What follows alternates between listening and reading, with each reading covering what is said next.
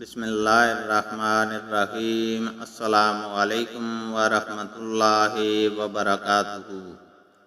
حدیث نبوی صلی اللہ علیہ وسلم ہے، رسول اللہ صلی اللہ علیہ وسلم نے فرمایا کہ جو شخص نماز سے پہلے قربانی کر دے اسے دوبارہ قربانی کرنی چاہیے۔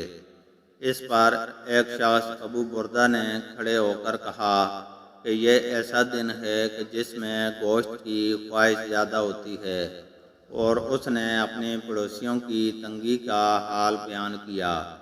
نبی کریم صلی اللہ علیہ وسلم نے اس کو سچا سمجھا۔